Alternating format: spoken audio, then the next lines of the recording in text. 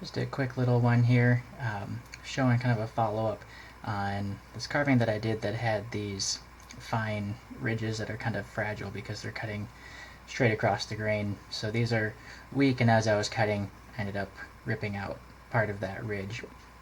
The wood just kind of came out because it's so small it wasn't really worth saving and trying to glue back in. So in a situation like that, my strategy is basically to take another piece of basswood scrap that I've got, or practice board or something, and cut out a little what I call patch, which is just make sure the grain is going the same direction, but just kind of this little square that is about the right width for the chunk that came out, and then also the dimension there to fill in. Glue that down, wait a day for that to fully dry, and now I've got just this big extra chunk of wood in here, and I can come in here, get on that line of the chip that I'm carving, and we just carve right through that extra piece.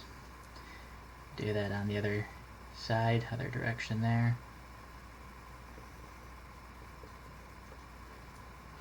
That one didn't quite come off because there's some extra glue in there, so coming the other direction here. And again, these are all very small, so being very gentle to not disturb anything. But just like that, it's not quite perfect.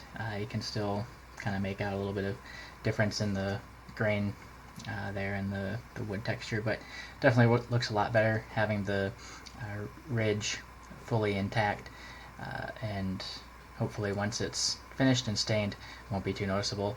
But just to show, it is possible if you have a piece tear out and you're not able to salvage the actual piece that broke out, you can make a patch, glue it in, and then carve that back out.